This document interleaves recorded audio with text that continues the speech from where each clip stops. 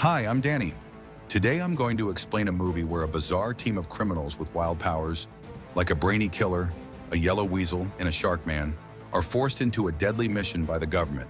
It's chaos, betrayal, explosions, and one giant alien starfish. This is simply the most bizarre team. The members are extremely outrageous. The one with slow reactions is a descendant of the Shark Queen. When it gets hungry, it will treat its teammates as snacks. Then there's the white-haired one with a brain comparable to Einstein. Anything he holds can be used as a deadly projectile. He relies on his incredible calculation ability for precise attacks. And then there's this yellow weasel in front of us. Although it may not look very smart, it is actually a killing machine on the battlefield. It has once torn apart 98 Special Forces soldiers with its bare hands. Little did they know this seemingly inconspicuous fellow is very cunning. This is located at the Dream Prison in Delaware, USA. It houses high-risk criminals, high IQ inmates with extraordinary brains, and high-risk individuals with superpowers. A sage with white hair in an orange prison uniform easily kills a bird with no less than 20 ricochets using a small ball. With such incredible calculation ability, he quickly attracted the attention of high-ranking military officer Waller. Waller devised a plan. She offered a 20-year sentence reduction as a condition to recruit the white-haired one into an impossible mission to ensure the white-haired one's absolute obedience. Waller ordered a microbomb to be implanted in his cervical spine. As long as he has any thoughts of escaping during the mission, the bomb will detonate. Then Waller introduced the white-haired one to Colonel Rick. Rick had completed many tasks assigned by Waller. He would serve as the captain for this operation. When the two arrived at the rendezvous point, the white-haired one finally met his teammates. They are officially known as the Suicide Squad. Here were the Boomerang Captain, the Black Guardian, the Man Spear, and the Yellow Weasel, who just got out of the armored vehicle, let out a howl. In addition, the team also included Mongrel from outer space and the mysterious TDK. When everyone had boarded, the last team member finally arrived. She was Harley Quinn. They planned to land from the sea and swim to the dangerous beach. Under the cover of night, the team set off towards the mission site. However, unexpected events followed one after another. As soon as the yellow weasel jumped into the sea, it struggled continuously. It turned out that this guy couldn't swim. Quickly, it sank to the bottom of the sea. The white-haired one hurriedly dragged the yellow weasel to the shore. After inspection, the weasel was found to have drowned. As the teammates arrived at the coast one after another, they were preparing to form a battle formation. Unexpectedly, something happened. As soon as the Black Guardian came ashore, he frantically shouted towards the jungle. His demeanor clearly indicated he was signaling a warning. It turned out that this guy was a traitor. He had already leaked information to the military on the island. Suddenly, the enemy surged in like a tide and shot the Black Guardian dead. Seeing the situation spiraling out of control, Rick immediately requested Waller for an evacuation, but his request was denied by Waller. Just as he finished speaking, Harley Quinn fired back first with a rocket launcher. Boomerang quickly followed her into the fray to slay the enemies. In an instant, the beach was filled with smoke as both sides fell into fierce gunfire. Harley Quinn moved gracefully, navigating through the hail of bullets. She found a rock near the jungle to use as cover. At this moment, the other team members on the beach were in a fierce battle. They were suppressed by the enemy's firepower. At this tense moment, a command from the command center came, through the walkie-talkie, ordering TDK to go to battle. He separated his arms. TDK's superpower was actually to detach his arms. Then he could control his arms to attack the enemies. I didn't pick the damn team. The enemy quickly reacted. Several machine guns fired wildly. TDK fell to the ground, wailing in pain. Immediately after, Mongrel leaped from the high ground. He charged straight towards the helicopter. The Auto-FC control aircraft spun in the air. The rotor blades whirred, knocking branches away. Boomerang Captain was caught off guard and suffered the consequences. Mongrel was also engulfed by the flames of the explosion. On the other side, the Spear was tragically killed by a hail of gunfire. The white-haired one witnessed his teammates' tragic deaths. Terrified, he turned to run away. A cold glint flashed in Waller's eyes. She pressed the button. With a muffled bang, the bomb in the white-haired one's cervical spine detonated. It was thought that this mission would end in tragedy, but unexpectedly, Waller was well prepared. She secretly dispatched two squads to land simultaneously. At this point, Waller's true plan finally began to unfold. Time rewinds to 3 days ago in a corner of the prison. A man was cleaning the restroom. He was nicknamed Bloodsport. His appearance was very ordinary, but he was a world-class marksman. From a young age, Bloodsport grew up under his father's strict training. He developed extraordinary skills. Any object in his hands could become a deadly weapon. He once sent Superman to the ICU with a kryptonite bullet. As a result, Bloodsport ended up in prison. He just wanted to live peacefully in prison, but fate wouldn't let him be. Bloodsport's daughter, Tara, who was under 16 years old, was about to face trial for theft. Waller took the opportunity to force him to serve as the leader of the Suicide Squad to carry out the mission. Otherwise, his daughter would also be imprisoned in the Dream Prison. Bloodsport, feeling helpless, had to comply. Then Waller took Bloodsport to meet the team members. The first was Smith, nicknamed Peacemaker. He was also a world-class marksman. His upbringing was similar to Bloodsport's. When the two met, they immediately clashed, refusing to back down. They were unwilling to give in to each other. Next was the Shark Man Nace. At this moment, he was pretending to read seriously, but the book was upside down, making it quite comical. It is said that he is a descendant of the ancient shark god and possesses mysterious and powerful abilities. The second-generation rat controller, Zoya, was also on the team. Her superpower was unique. She could control rats to follow her commands. The last member was a polka dot man wearing a superpower suppressor. His superpower was quite bizarre. He could expel dimensional polka dots from his body to eliminate enemies. However, this ability sometimes put hard situations, so he had to wear the suppressor. With that, the real Suicide Squad was fully assembled. Harley Quinn and the others were merely a Suicide Squad to draw fire. Waller explained the situation of the mission to the team members. They were about to head to an island nation near the coast of South America. This country had been under the rule of the Herrera family for the past century. However, recently, General Luna and Mao had usurped power. They brutally killed the king's family. Although the U.S. government was indifferent to the fate of the local people, the newly established Luna regime was extremely anti-American. Waller was concerned about the Jotunheim laboratory on the island, especially that the Starfish Project could be discovered. The Starfish Project was originally a research program on extraterrestrial life if it fell into the hands of the Luna government. It could cause a catastrophic disaster globally to prevent potential disasters. Waller instructed the team members to find the project leader, Guff, after successfully landing and have him lead them to Jotunheim to destroy the Starfish Project. According to military intelligence, Guff visited a club named Cute Kittens for leisure every day. That was the best place for implementing the project. Under the fire cover of the Suicide Squad, the team successfully landed on the southern shore. Now they just needed to cross the jungle to infiltrate the city and reach the club. However, at this moment, the Polka Dot Man's power suppressor had malfunctioned, and the energy inside him was gradually going out of control. Meanwhile, the command center received a signal from Rick. Originally, after he and Harley Quinn narrowly escaped the battlefield, Rick was captured by local armed forces. Harley Quinn was also missing.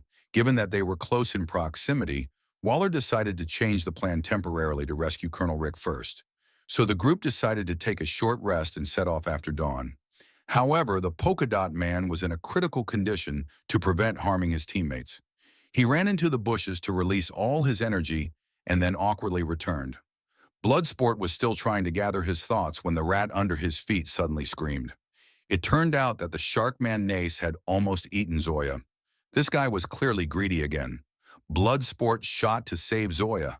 Although Nace was unafraid of bullets, he still fell to the ground from the powerful impact. Fortunately, Zoya saw that he was innocent at heart and didn't hold it against him. As dawn broke, the team quickly set off on their journey. After confirming Rick's location, they launched the rescue operation. Unexpectedly, a farcical blunder was about to unfold. As the operation began, the Sharkman swallowed a guarding soldier. The Peacemaker seized the opportunity to swing his axe at the enemies. A soldier aiming at the Peacemaker from behind was shot, dead by Bloodsport using a slingshot. These two arch enemies actually competed in flamboyant killings on the battlefield. Even the wounded on stretchers were not spared. The peacemaker leaped onto the rooftop and shot poison darts.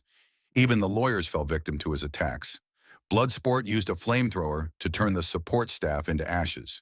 The man taking a shower was also electrocuted by him when he hit the fan. Number non-lethal. You lose. In the end, the group arrived in front of the hut where Rick was held. As the tent was lifted, they found Rick peacefully drinking tea. It turned out he was rescued by the rebel leader Saul.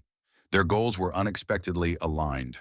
Both aimed to overthrow the tyrannical rule of the current government. Though they were shocked by the bodies scattered everywhere, but in order to overthrow Luna's regime, Saul had to make a deal with them. He then arranged for an informant to take them into the city to capture Guff, the key figure behind the Starfish Project, because he is the core scientist responsible for the Starfish Project. Guff has been studying this project for 30 years. He is the only one capable of controlling Patrick Star. In early experiments, AE one-eyed starfish was tied to the space station. 3 Americans brought it into the cabin without any protection.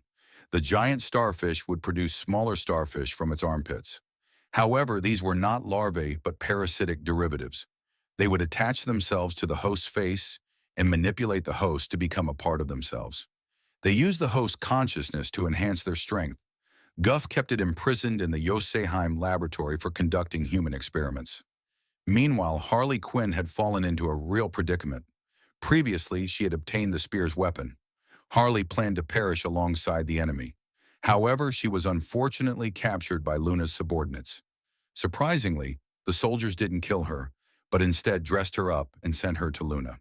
They regarded Harley as a representative of local resistance against authority. Luna attempted to win the hearts of the people and solidify his rule by marrying her. After a night passed when Luna looked towards Jotunheim, he revealed his ambitions. Luna intended to conquer the world with monsters. At that time, if anyone questioned him, whether their parents or children, they would pay a painful price. Hearing that he wouldn't spare even children, Harley seized the moment of his distraction to kill him.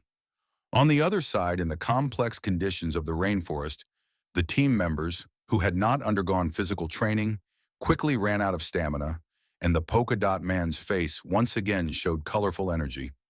The others couldn't help but show concern. The polka dot man explained helplessly that his mother was a scientist at the Star Laboratory. In an attempt to turn her child into a superhero, she infected him with a cross-dimensional virus. As a result, he had to release these projections on time every day, or he would die in pain. Such a tragic fate twisted the polka dot man's mind, leading him to perceive everyone around him as his mother. The suicide squad endured a long journey and finally met the informant arranged by Saul. With Saul's assistance, they found a local driver named Leon. Saul thoughtfully prepared clothes for everyone so that they could disguise themselves. On the way, Zoya shared her backstory. Her father, a legendary rat catcher, taught her how to control rats. Afterwards, Zoya survived by using rats to steal jewelry, but her father passed away due to the burdens of life. Then Zoya brought her father's inventions to America. However, she was imprisoned in the dream prison for robbing a bank with rats. At this moment, Bloodsport also mentioned the reason he feared rats. He had been locked in a box with rats as punishment for not completing a task during his childhood. To this day, he still fears rats. Under Leon's guidance, the group quickly arrived at the club that Guff frequently visited, except for the Shark King, who stayed in the van due to his obvious appearance. The others entered the club. Soon, Bloodsport spotted Guff. Before he could draw his weapon to control him, the security team suddenly barged in to check identities. Bloodsport had to let his companions evacuate Guff through the back door. He exposed his identity to buy time. Then Zoya controlled the rats to deal with the guards at the back door. They successfully loaded Guff into the van. After completing the mission, the 3 who had voluntarily been captured were contemplating how to escape. They unexpectedly learned from the security team that Harley Quinn was still alive and being tortured in a cell. The 3 quickly dealt with the security team. Then they regrouped with their teammates to prepare to rescue Harley. At this moment, Harley was suffering from electrical torture administered by Mao. However, she remained resolute and unafraid. Under the impact of the strong electric current, caused Harley to gradually lose consciousness. Mao had to pause the interrogation. However, after he left, Harley suddenly opened her eyes. With her agile skills, she took out the guard. Harley first choked the bearded man with her legs, and after grabbing the keys to unlock herself, she unleashed a killing spree. She fought fiercely, using her skirt to choke enemies with a dagger. Then she switched to a submachine gun and attacked in the corridor. Blood splattered in her eyes like flowers and butterflies. Harley also picked up a spear and demonstrated her marksmanship. In the end, she successfully escaped. Harley hailed a taxi but didn't know where to go. Suddenly, she saw a familiar figure appear before her. As Rick was about to take action, Harley unexpectedly showed up. Realizing that her teammates had come to rescue her, Harley was deeply moved. At this moment, everyone was gathered. They decided to carry out the ultimate mission to completely destroy the Starfish project. The team quickly formulated a battle plan. Using Guff's retina, they breached the door. After Zoya controlled the rats to cut the surveillance lines, Guff drove the team forward. In the pouring rain, the Suicide Squad made a powerful entrance. They first took Guff hostage and stormed into Jotunheim. Using iris recognition, they opened the steel door of the laboratory and infiltrated inside. Bloodsport led the team to set up explosives. Rick, along with Guff and Zoya, arrived at the laboratory. The scene before them left them astonished. In the iron cages on both sides were starfish people. They said Guff had tortured them for 30 years. Guff merely sneered in response. He showcased the massive extraterrestrial creature, Patrick Star. This place was not only a laboratory but also a prison. The prisoners were all controlled by the starfish, becoming puppets of Patrick Star. At this moment, Guff revealed the truth. 30 years ago, the U.S. government discovered the extraterrestrial creature, Patrick Star, upon learning that it could control human consciousness. He collaborated with the previous government of that country to establish this laboratory for developing biological weapons. However, with the recent coup in that country, the U.S. side wanted to cover up the scandal, which is why they sent the Suicide Squad to clean up the mess. Rick suddenly realized that the mastermind behind the Starfish project was the U.S. government. He knew that all the evidence was in the laboratory's hard drive, so he decided to make it public, but he was stopped by the military informant Smith. At this moment, the time bomb in the building detonated. The group had not yet regained their senses, when falling boulders buried them. When Guff regained consciousness, the laboratory that held the monster had been blasted open. The monster's tentacles dragged him into the abyss. The screams woke Smith up. He saw the injured Rick in the reflection of his helmet. Smith immediately fought him for the hard drive. Rick was severely injured and quickly defeated. Despite his desperate resistance, he gradually fell behind against Smith. Rick was losing ground. In the end, he was fatally stabbed in the heart by a shard of glass. Zoya grabbed the hard drive and fled, but was chased down by Smith to keep the secret safe. He aimed his gun at Zoya. On the other side, Bloodsport, Harley, and others were shot while planting explosives in the office. The polka dot man reacted quickly and killed the soldiers with his polka dot balls. However, he accidentally triggered a bomb on the ground. The building exploded. At a critical moment, the group leaped out. Bloodsport landed right in front of Smith. After reading everything from Zoya's eyes, he drew his gun and faced off against Smith. The bullet unexpectedly passed through Smith's helmet and pierced through his neck. Bloodsport's expression grew serious as he learned the truth. He understood the heavy cost behind this battle. At this moment, the ground trembled violently. The imprisoned Patrick Star began to stir. The group hurriedly evacuated Jotunheim in desperation. However, it had been imprisoned by humans for decades, and at this moment, its rage reached a peak. It was determined to take revenge on humanity. Patrick Star raised its tentacles, and countless small starfish shot out. After floating in the air for a moment, they attached themselves to the soldiers' faces. Zoya hurriedly put on a mask and shouted for everyone to protect their faces, or they would be controlled and turned into puppets. But ordinary soldiers were no match for the Suicide Squad's agility. They were instantly annihilated. Even Mao wasn't spared. The fallen soldiers were controlled by Patrick Star, proclaiming dominance with a victor's stance. Then the alien army marched towards the city center. Wherever they went, destruction followed. Despite the continuous screams of the civilians, Waller claimed that the Suicide Squad had completed the mission to destroy Jotunheim. As for whether the local residents survived, they didn't need to care. Bloodsport couldn't stand by and watch Patrick Star wreak havoc. ignoring Waller's threats. He was determined to stop it, even if it meant sacrificing his life. The Suicide Squad then defied orders and turned towards the city center. Waller was furious. She was about to activate the bomb to blow their heads off. At this critical moment, the subordinates in the command center felt uneasy. One of them picked up a mop and knocked Waller down. Remembering that civilians were still waiting for rescue, the team immediately connected to the satellite to plan an operation for the Suicide Squad. The squad confronted Patrick Stardon. Bloodsport drew his saber and attached it to his mechanical gun. The Shark King sprinted, leaped, and clung to Patrick Star's arm. Biting it, the Polka Dot Man envisioned it as his mother and shot polka dot balls to burn its legs. But the next second, he was unfortunately smashed into pulp by Patrick Star. The Shark King was also thrown away. Patrick Star was simply too powerful. The puppets controlled by it surrounded Bloodsport and Zoya. Zoya came up with an idea in a hurry. She raised her light stick to summon the rats to gnaw at Patrick Star. Harley seized the opportunity to throw a music spear. Patrick Star quickly fell to the ground. People regained their consciousness as well. The Suicide Squad triumphed in rescuing the island's citizens. After completing the mission, everyone boarded the plane and left. In the end, the weasel disappeared into the night. That guy is truly cunning. It pretended to be dead and fooled everyone. Thus, the film comes to an end. This is a surprise-filled anti-hero movie. Its unique character development is refreshing. The team members each have their own agendas, yet they gradually bond during the mission. It's a film filled with joy, thrills, superheroes, and monsters. The visual style is striking. It is a visual feast worth watching.